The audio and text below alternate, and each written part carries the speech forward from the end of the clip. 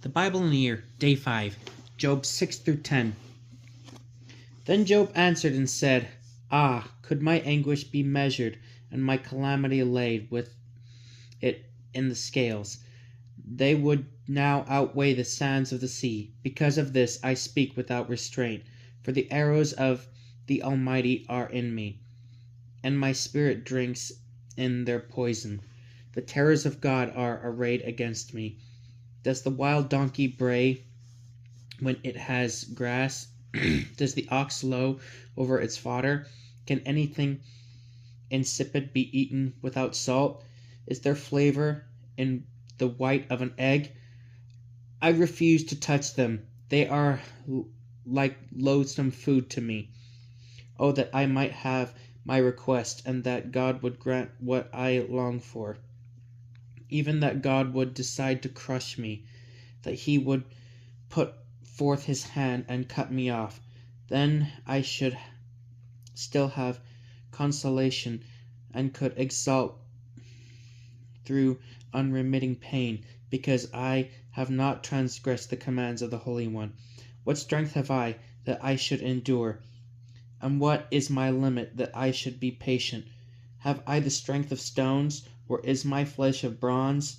Have I no helper, and has my good sense deserted me?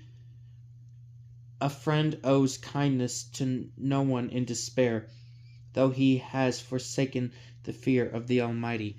My companions are undependable as a wadi, as watercourses that run dry in the wadis. Though they might be black with ice and with snow heaped upon them, yet once they flow, they cease to be. In the heat they disappear from their place. Caravans wander from their routes. They go into the wasteland and perish. The caravans of Tema search.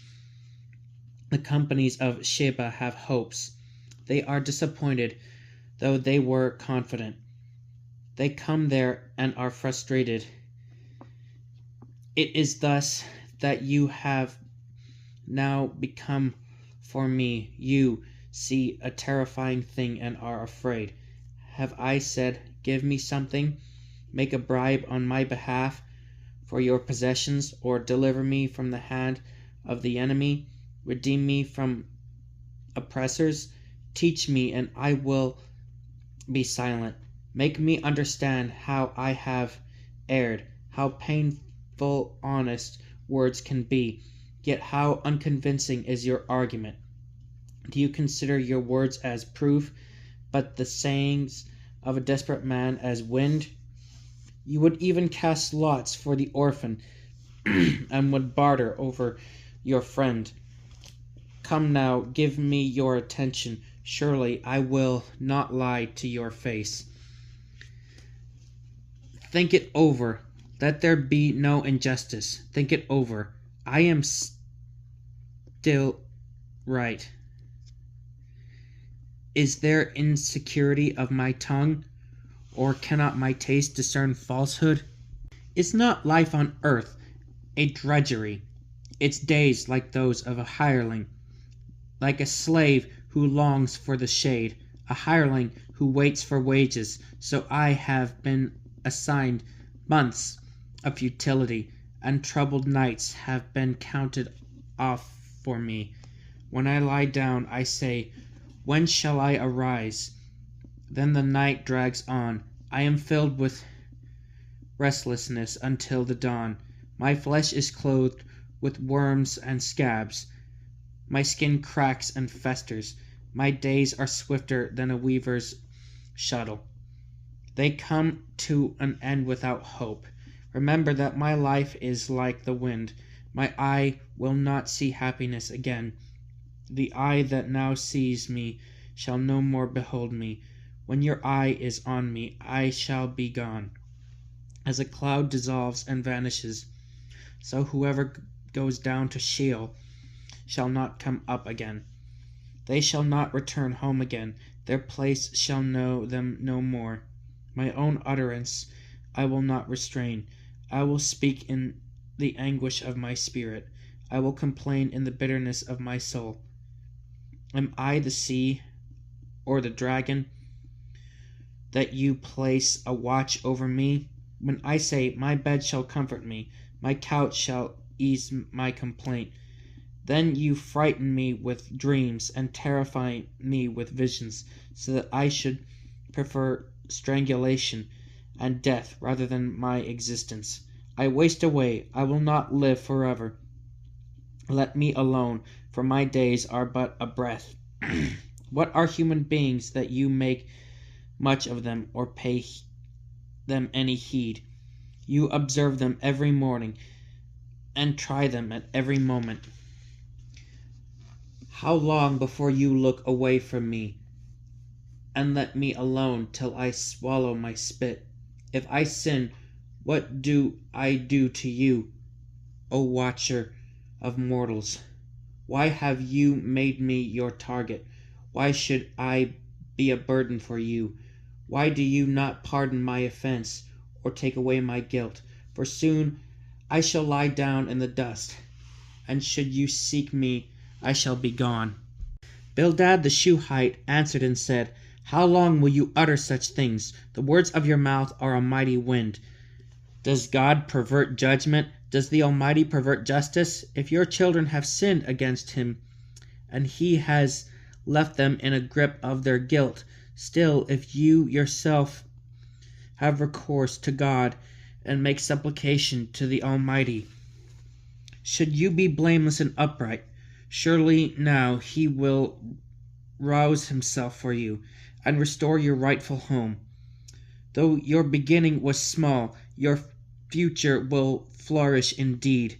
Inquire of the former generations. Pay attention to the experience of their ancestors, as we are but of yesterday and have no knowledge, because our days on earth are but a shadow. Will they not teach you and tell you and utter their words of understanding? Can papyrus grow up without mire? Can the reed grass flourish without water? While it is yet green and uncut, it withers quicker than any grass. So is the end of everyone who forgets God, and so shall the hope of the godless perish. His confidence is but a gossamer thread. His trust is a spider's house. He shall lean upon his house, but it shall not stand. He shall cling to it, but it shall not endure. He thrives in full sun, and over his garden his shoots go forth. About a heap of stones his roots are entwined. Among the rocks he takes hold, yet if one tears him from his place, it will disown him. I have never seen you. There he lies rotting beside the road, and out of the soil another sprouts. Behold, God will not cast away the upright, neither will he take the hand of the wicked. Once more will he fill your mouth with laughter, and your lips with rejoicing. Those who hate you shall be clothed with shame, and the tent of the wicked shall be no more. Then Job answered and said, I know well that it is so, but how can anyone be in the right before God? Should one wish to contend with him, he could not answer him once in 1,000 times. God is wise in heart and mighty in strength. Who has withstood him and remained whole? He removes the mountains before they know it. He overturns them in his anger. He shakes the earth out of its place, and the pillars beneath it tremble. He commands the sun, and it does not rise. He seals up the stars. He alone stretches out the heavens and treads upon the back of the sea. He made the Bear and Orion, the Pleiades and the constellations of the south. He does things great and unsearchable, things marvelous and innumerable. Should he come near me, I do not see him. Should he pass by, I am not aware of him. Should he seize me forcibly, who can resist? Who can say to him, What are you doing? He is God, and he does not relent. The helpers of Rahab bow beneath him. How then could I give him any answer, or choose out arguments against him? Even though I were right, I could not answer, but should rather beg for what was due me. If I appealed to him and he answered me, I could not believe that he would listen to me. With a storm he might overwhelm me and multiply my wounds for nothing. He would not allow me to draw breath, but might fill me with bitter griefs. If it were be a question of strength, he is mighty, or of judgment, who will call him to account? Though I were right, my own mouth might condemn me. Were I innocent, it might put me in the wrong. I am innocent, but I cannot know it. I despise my life. It is all one. Therefore I say, both the innocent and the wicked he destroys. When the scourge slays suddenly, he scoffs at the despair of the innocent. The earth is given into the hands of the wicked. He covers the faces of its judges. If it is not he, who then is it? My days are swifter than a runner. They flee away. They see no happiness. They shoot by like skiffs of reed, like an eagle swooping upon its prey. If I say, I will forget my complaining, I will lay aside my sadness and be of good cheer, then I am in dread of all my pains. I know that you will not hold me innocent. It is I who will be accounted guilty. Why then should I strive in vain? If I should wash myself with soap and cleanse my hands with lye, yet you would plunge me in the ditch, so that my garments would abhor me. For he is not a man like myself, that I should answer him, that we should come together in judgment. Would that there were an arbiter between us, who could lay his hand upon us both, and withdraw his rod from me, so that his terrors did not frighten me, that I might speak without being afraid of him. Since this is not the case with me, I loathe my life. I will give myself up to complaint. I will speak from the bitterness of my soul. I will say to God, do not put me in the wrong. Let me know why you oppose me. Is it a pleasure for you to oppress, to spurn the work of your hands, and shine on the plan of the wicked? Have you eyes of flesh? Do you see as mortals see? Are your days like the days of a mortal? And are your years like a human lifetime? That you seek for guilt in me and search after my sins, even though you know that I am not wicked, and that none can deliver me out of your hand. Your hands have formed me and fashioned me. Will you then turn and destroy me? Oh, remember that you fashioned me from clay. Will you then bring me down to dust again? Will you not pour me out like milk and thicken me like cheese? With skin and flesh you clothed me, with bones and sinews knit me together.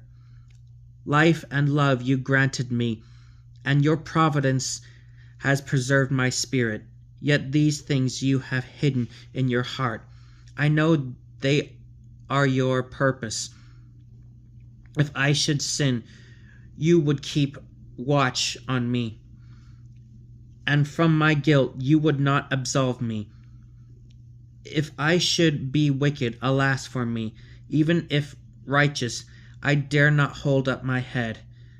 Sated with shame, drenched in affliction, should it be lifted up, you hunt me like a lion. Repeatedly you show your wondrous power against me. You renew your attack upon me, and multiply your harassment of me. In waves your troops come against me.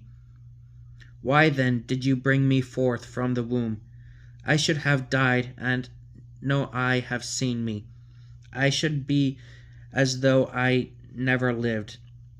I should have been taken from the womb to the grave. Are not my days few? Stop! Let me alone, that I may recover a little, before I go, whence I shall not return, to the land of darkness and of gloom, the dark, distorted land,